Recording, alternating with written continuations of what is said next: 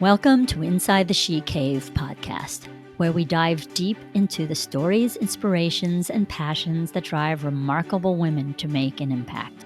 I am your host, Cindy Glanzrock, and I'm extremely excited to have Deborah Riley Draper joining us today. Deborah is a prolific writer, director, and filmmaker whose fascinating and groundbreaking documentaries shed light on significant historical and cultural moments of unsung heroes. From the electrifying and groundbreaking energy of James Brown's legacy to the transformative power of the 1973 Battle of Versailles fashion show, Deborah's work celebrates the importance of representation, intentionality, and the resilience of the human spirit. The beauty of documentary, the beauty of film, the beauty of storytelling is weaved into all of that are lessons.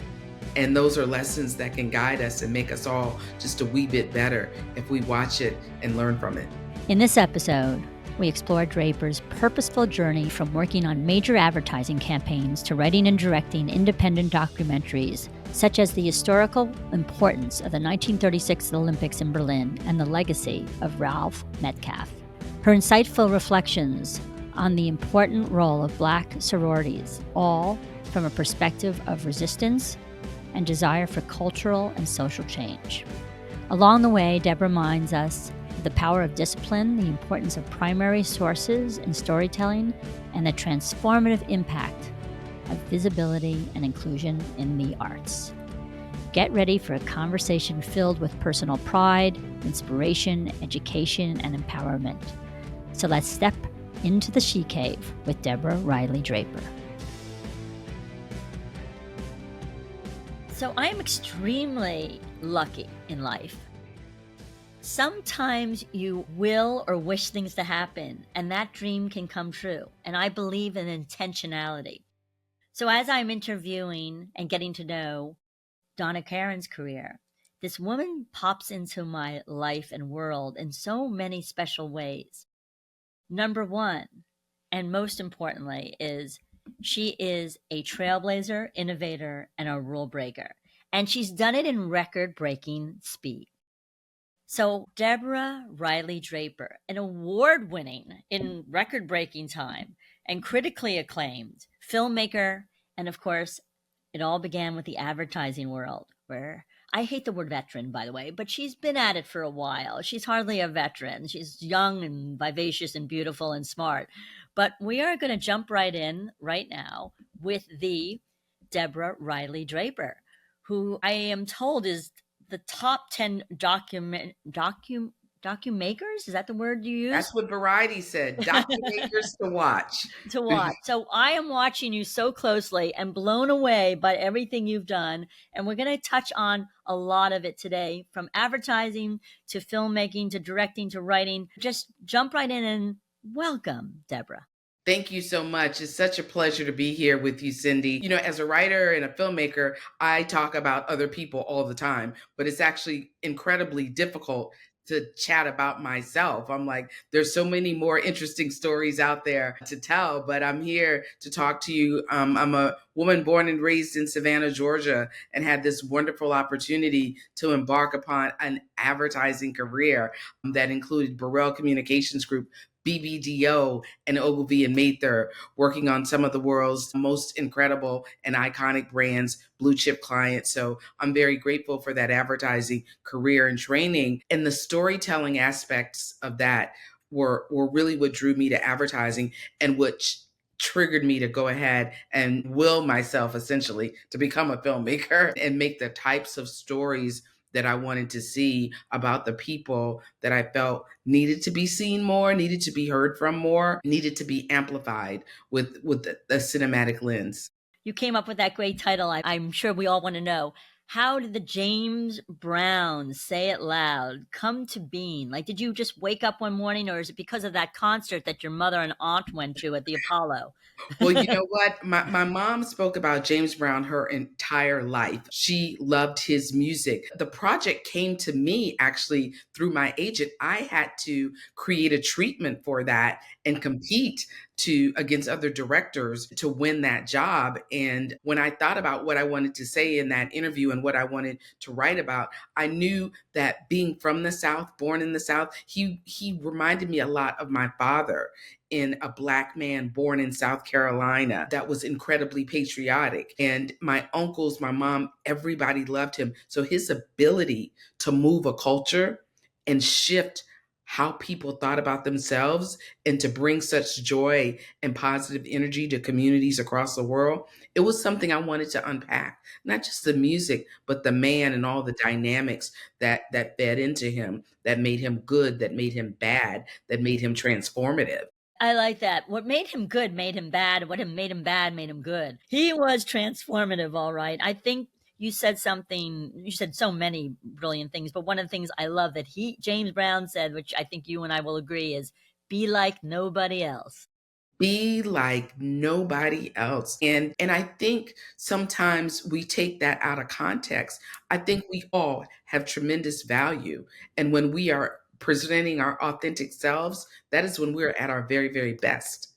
And that, yes, we can take a little bit from that person or take a little bit from that person. But when you're trying to be someone else, you're not going to be your best. That's what I love about your work. I mean, we could go into in great detail on who James Brown was, and we know how fabulous he was, speaking of trailblazing and innovating and rule breaking for sure. But I think, did you see some of yourself in him in any way as you started doing? I mean, you said, how much research did you have to do on this? Oh my gosh, we have so many hours upon hours upon hours of archival footage and a couple and a half years worth of research. There were two things that struck me. And unlike my mother, I was not as familiar with him and his catalog. The sheer volume of the catalog, 3,500 plus songs, struck me. But that boiled down to work ethic, right? And that's the part about him that I respect. Everything about his job, he took very seriously.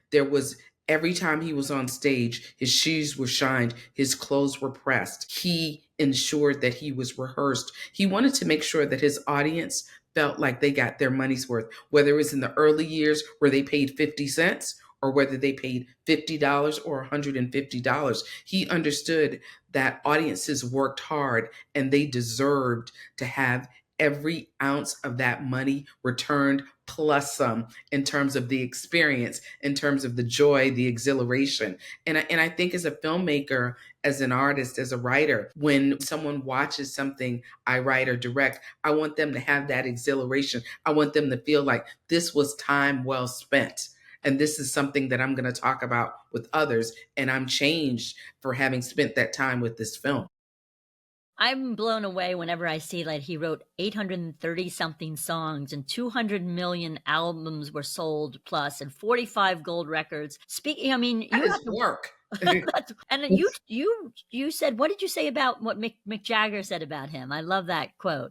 Well, Mick Jagger was great, and he's such a wealth of knowledge. But one of the many things that he said was that James Brown clearly was the hardest working man in show business. Exactly. But Mick Jagger said he never wanted to work that hard.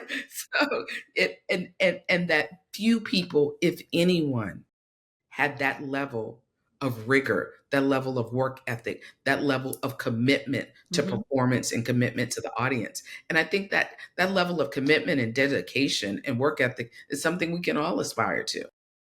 Yes, I love the fact, you go into the little crevices of information, I love the crevices. The crevices are great, right? It's like my favorite I call it an English muffin moment. Those little crevices where you speak to how he used to find people in his band, right? Tell us just a little bit about that. Just shows you how diligent and the rigor was about his work ethic. He was not a formally trained musician, but he understood music, but he also understood musicians. So like a Bootsy Collins, who was only 17 years old when James heard him play for the first time in Cincinnati, and he knew that kid had it. And obviously we all know Bootsy Collins had it, has it, and will forever have it. Whether it was Bootsy or Dallas Austin's stepfather, he could hear when he stepped into a club and a musician was on a stage, even if they belonged in someone else's band, he could hear the excellence. He could hear the talent,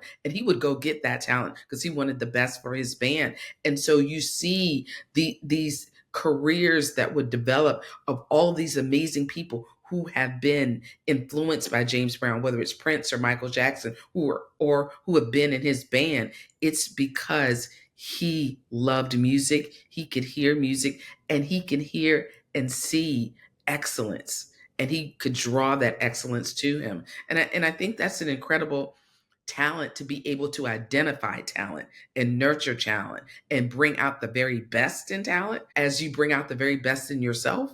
It's pretty extraordinary.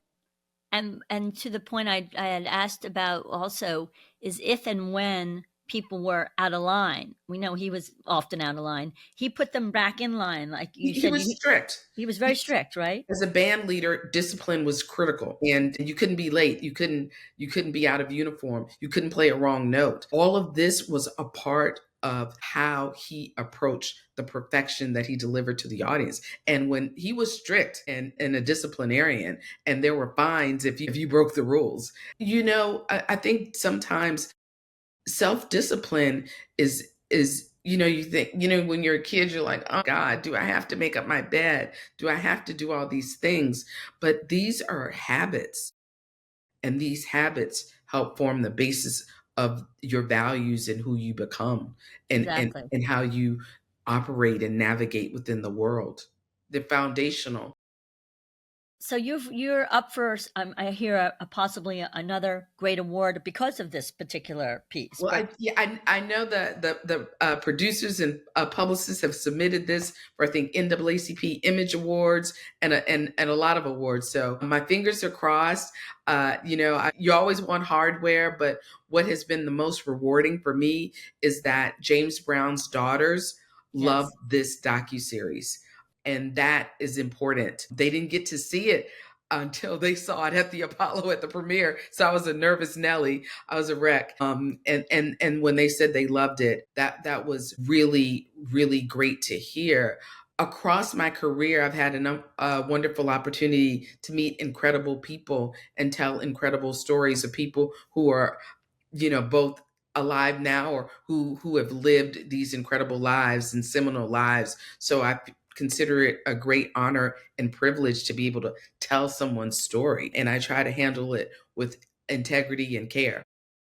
Well, you do it very, very well. I have to say, we are about women a lot on this podcast, but I think James Brown touched us all in a deep way in terms of expressing himself. I love that song where Please, Please, Please, was that his first Please, Please, Please. That was the very first hit. And his wasn't his producer. He said it's gonna be well, hard. the record label, executive, the owner, Sid Nathan said, this song's never gonna make it. It's terrible. All you're saying is begging, please, please, please. And this guy was wrong. It was a hit. It was James Brown's first hit. Sold 1 million records. So the guy was really wrong. I think that. Or James Brown was really right. James Brown was really right. Sid Nathan was really wrong. People, as a country, as a globe, is we need to look at other people. No one on this earth is perfect. And when we look at the lives of people, we get to learn from them. And people who are in the public eye, people who are operating with so many eyeballs on them, the mistakes they make, their greatness is no different than all of the rest of us. It's just magnified because it's on stage. The beauty of documentary, the beauty of film, the beauty of storytelling is weaved into all of that are lessons.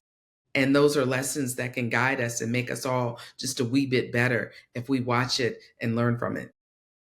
Well, that's what you are doing on our behalf for us. You're handing us the silver platter, so to speak, which, I was so excited. There's so many great documentaries you've done, but I need to jump into because in 1973, when Donna Karan was working for Anne Klein and went to Paris, there was this wonderful experience called Versailles 73 or the Battle of Versailles. And you were smart enough or clever enough or lucky enough to do the Versailles 73 American runway. All of the above. Smart enough, lucky enough.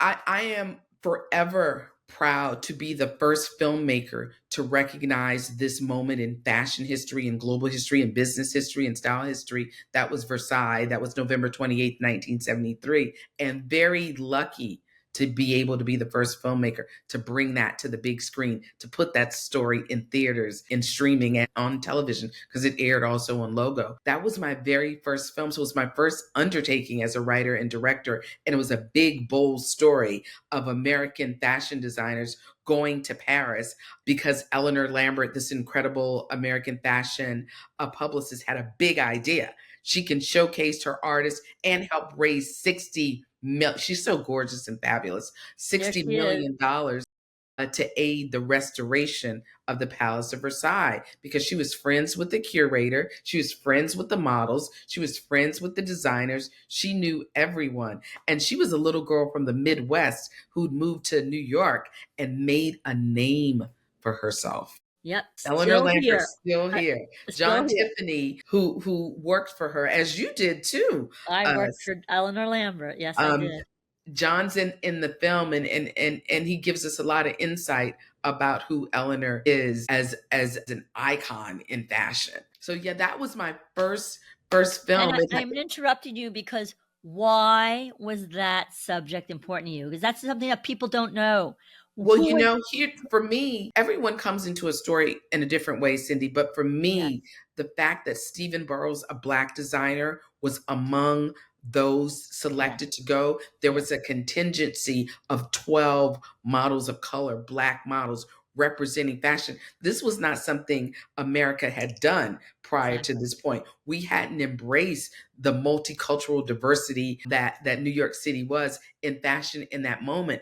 And Eleanor and the 5 designers recognized that to be able to stand in Paris at Versailles against the lions of haute couture, they needed to bring their best game. And they didn't intend for it to be Black models, but that is what emerged, and that is what made the difference. And that's utterly what shifted the tide to make America really become the global dominant fashion force that it became coming out of that show in 1973. Having Beth Ann Hardison and Pat Cleveland and Alva Chen and Charlene Dash among so many other models brought a different energy, brought a different look and feel, and they even played different music in that American show. They played disco. They played Al Green. So the music shifted the energy, because the French presentation was very formal. It was very French. It was 2.5 hours long, and it had classical music and these amazing set pieces. And the Americans came. They hit that stage in 33 minutes with Liza Minnelli opening it up, and boom, they captured the heart of the audience with the fresh designs, the beautiful models, and the movements that represented America and New York City in particular. Well, I have to say, when Donna was so excited, was it Billy Blair? Blair? She was like, Billy Blair, she just blew me away, Billy is one gorgeous, tall, beautiful woman from Ohio who was not supposed to be at Versailles. She was visiting New York for the weekend. She was a nursing student. Both Billy Blair and several of the other models did not tell their parents. Charlene Dash finally fessed up right before it was time to go that they were headed to Paris for the show. Billy Blair was a nursing major. She was supposed to be in college. She wasn't supposed to be gallivanting to Europe as a model. And Norma Jean Darden, her parents did not know until she came back that she had been to Paris. She had just graduated from Smith at the top of her class. Wow. And her parents had anticipated that she was going to go to law school, but she became a model. So they are incredible. And that's what drew me to the story, because when you look at these women, of course, Norma Jean Darden would go on to own 2 restaurants in Harlem. She was the official caterer for Bill Clinton while he was in office as well. These women carved out careers that included fashion, style, culture, theater, but their impact changed fashion. It changed the way the models walked. It changed the way people put clothes on models, and it opened up the door for models to not just have a European standard of beauty. I love what you wrote, by the way, that they were then invited to the dinner afterwards, They were. and They they were were. the celebrities that night, whereas, you know, you had Nureyev there, but the Black models were the celebrities. They were the celebrities, They were and loved.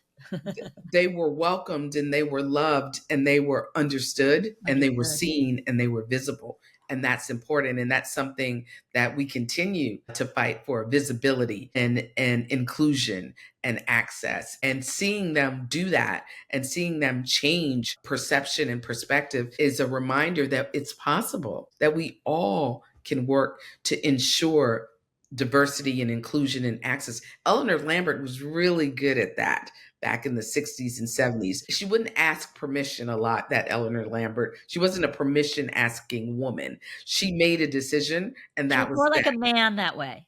Yeah. She decided this is how it was going to be, and that's how it was going to be. Yeah, she was a visionary. When I'd work for her, speaking of what you said about James Brown, the devil is in the details. Yes. I mean, when we wrote the descriptions under every photograph, you know, I'd have to retype, and we were typing on a typewriter, you know, and so we would type them and retype them and retype them. You know, about your grammar and your diction and the way you presented things and the press kits. I mean, she taught me so much about detail, to the point where I drive myself crazy with the details, you know. But she was so elegant and well spoken, but she stood above everyone, so that not in a way where she looked down upon you, but you felt that you were with grace, and you were with someone who was knowledgeable and that you could count on. You felt confidence was there, great confidence. You could stick a pin in her. She wasn't going to move. No. She's going to be there. And the ideas just kept coming, but she saw them through. She wasn't just the idea person, she made it happen. Yeah. I love that about her. I love the fact that she was an early lady boss. You know, she was an early CEO, an early founder. She had an early startup company and PR. There are a lot of fashion publicists now, but then that was not a thing. Building a PR company from the scratch as a startup wasn't something a lot of women embarked upon in the 50s and 60s. And she did that. And I don't think Anne Klein would have been included in the mix if it wasn't for Eleanor having a woman in sportswear, ready to wear. Well, there was a fight. Anne Klein almost wasn't there, you know. The French designers, who were all men on the French side, did not feel that Anne Klein actually was couture. But Eleanor Lambert fought for her selection and stood by her selection, and clearly didn't back down because Anne Klein was there. And I think Anne Klein too, you know, as a woman who ran her own fashion house, exactly. that was rare. And to have Donna Karan as her assistant, and who would ultimately become the president of her company, you see this trajectory of women taking on these powerful roles that were once dominated by men, opening the doors for other women to come behind them. And I think that's really important to note in this story. It's so important. And speaking of what's so important, is that about legacy and showing, when I say your people, it's like when I say my people are like, what do you mean by my people? Well, we all have our tribes we come from, right? We're tribal from going back centuries, right? Yes.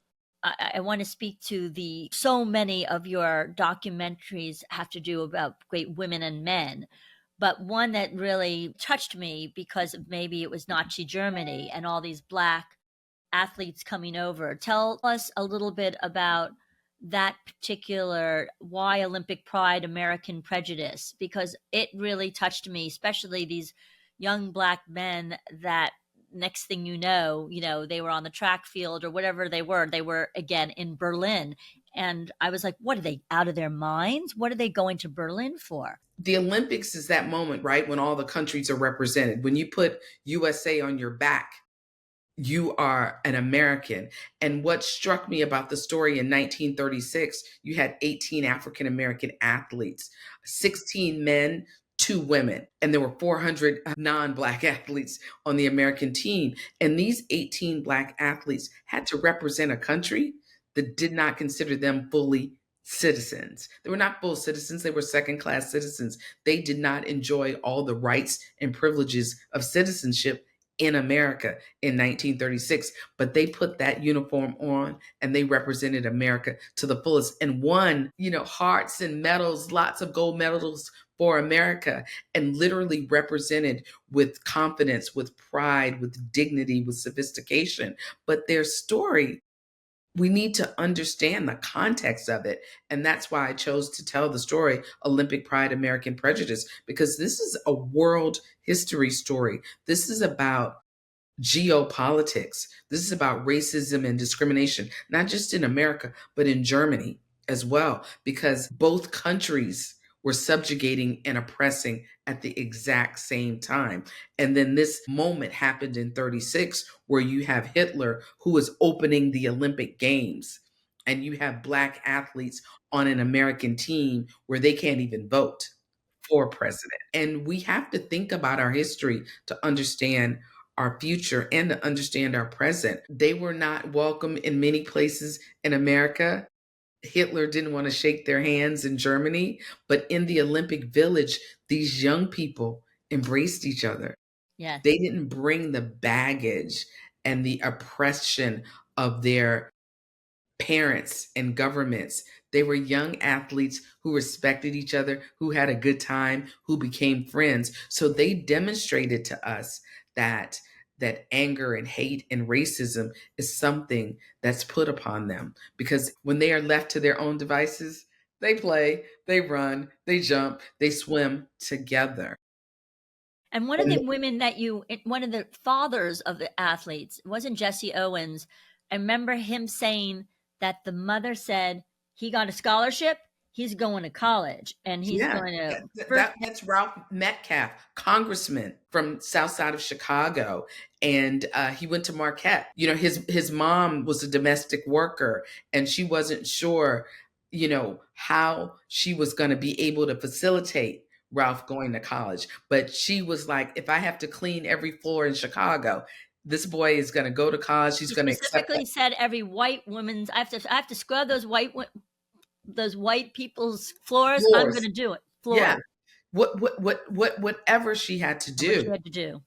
It was worth it for her child to be able to go. And that's the sacrifice that was made. So Ralph goes on to Marquette, right? Wow. He makes the 1932 Olympic team, 1936 Olympic team, and he goes on to be the congressman for the state of Illinois, founded the Congressional Black Caucus, and wrote the resolution for Black History Month being in February. So yes, scrubbing that floor and all of those floors led to him having the congressional seat that would then later be occupied by President Barack Obama, same congressional seat. So he was a trailblazer, but his grandson says, you have to think about his mom, because she's the real trailblazer. She was the one that made sure that Ralph would be first generation college, first generation graduate degree from University of Southern California, and first generation congressman. So her sacrifices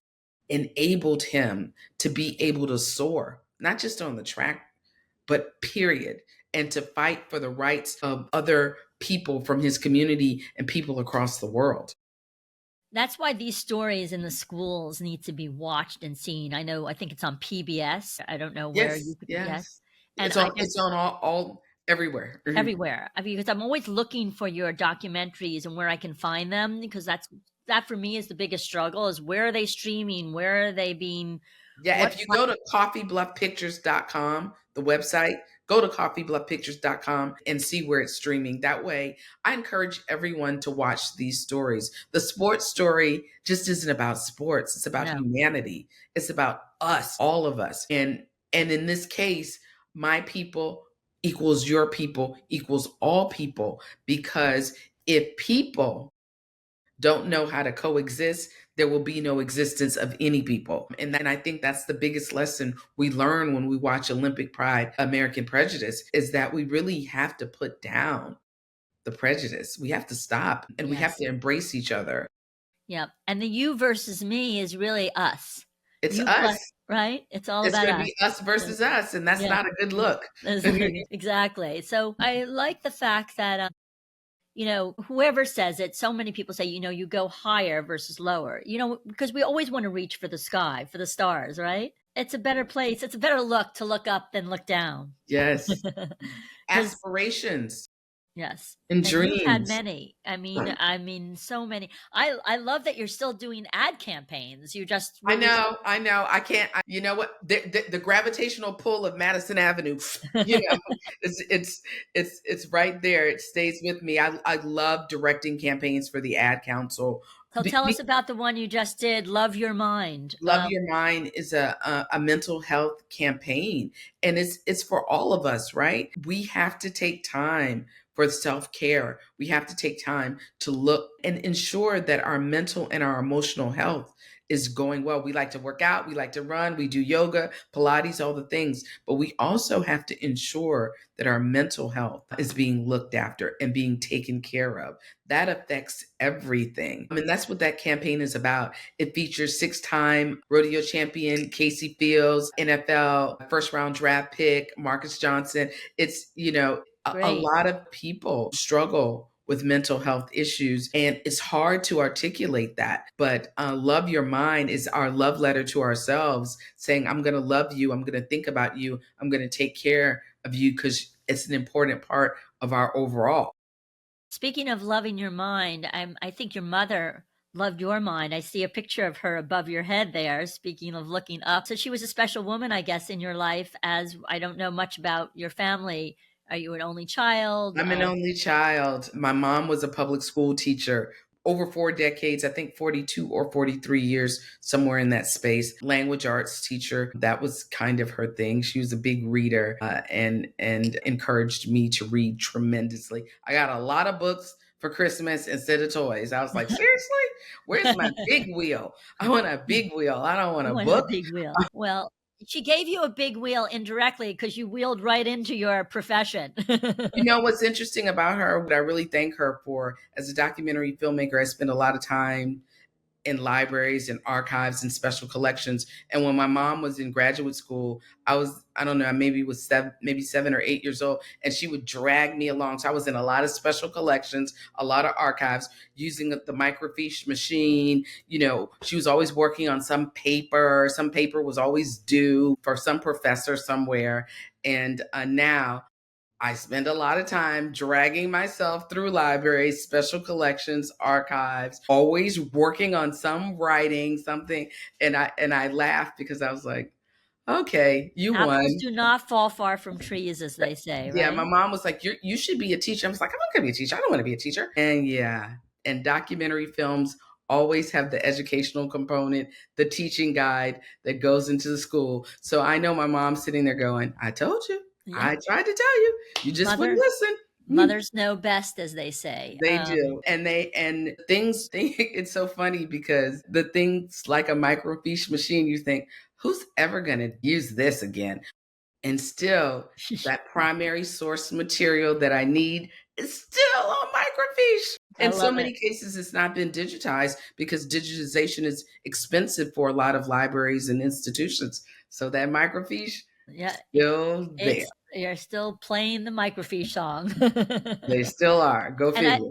and I love that you were, besides a member, we're gonna segue right now, of Alpha Kappa Alpha, Yeah, I am a AKA? member of Alpha You're a Kappa Alpha. member of that. So why I'm mentioning that is because I know FSU was very important to you, and I went to look it up. I'm like, she's not from Florida. Why'd she go to FSU? Only thing I did that jumped right out at me, and you can correct me if I'm wrong, was they supposedly are really well known for research. Well, I was on a full scholarship. That's why I Oh, went. you were? Okay, there you Yes, go. Well, yes. anyway, as an institution, I was Yeah, like, she loves research, so she went to FSU. But A, you got a scholarship, and B, yeah, you scholarship. were, but you've been a big, proud alumni of FSU and Alpha Kappa Alpha. Tell us about how that all happened and about a little bit about your educational background, because that's important. Yeah, Alpha Kappa Alpha, aka on campus around the world, was so attracted to me. The women, the accomplishments, the everything since 1908. the dignity, the beauty, the intellect, but the commitment to service was what was attractive. And on the And campus, was it the first Black letter the club? first Black college sorority Okay. in the world, in the United States. And it was established at Howard University in 1908, which is also where Vice President Kamala Harris was initiated into the sorority Yes. in 1908. And she was very fortunate to have met one of the founders who lived long enough to visit the campus when Kamala was a student at Howard. Wow. Yes. And that passing of the torch physically, she signed her book for Kamala. It was such a pivotal moment when I interviewed Kamala for the documentary 20 Pearls, which I wrote and directed about the sorority, that particular memory was so vivid for her to actually meet someone who had been on campus in 1908 Oh my God. and to belong to the same sorority as her, to have walked past the same ivy as her, was really impactful and seminal. So it's a very personal story for you, 20 Pearls. Oh my gosh, So personal. absolutely personal. Of all the And stories you've told, it's like it's telling a little bit your story. it's a little bit about me, but it's a love letter to Yes. my sorority, a love letter to Black women, a love letter to all the Black women in all the sororities and the entire Divine Nine, which is represents Black sororities and fraternities, because that's a very special group of people in terms of what they bring back to the community and the scholarships and the community service and being a beacon and working to uplift and change the trajectory of communities and people. And I think that was something that needed to be studied, even though, I studied the history in college as I was becoming a member. But this was a different type of scholarship in telling this film, because I wasn't just looking at the sorority. I was looking at the sorority within the context of America. So you have in 1908 Black women in college. So that was less than 1/3 of 1%. Wow. 1/3 of 1%. So Yes, of is African Americans in in college college in in 1908. '08. So these were very special. Very special women. Virtually no one was going to college in Right. 1908 of Right. any race, but these particular women, many of whom their parents or grandparents had been enslaved, were now in college. College. Yeah, it's So extraordinary that's a story. huge, extraordinary moment and a shift in how we're going to show up, and that is revolution, that is resistance, that is, I am going to change America. The very presence of these students in college changes perception. And I learn from you constantly, by the way. So thank you for that, for opening my eyes. I mean, by the way, here white women can join it.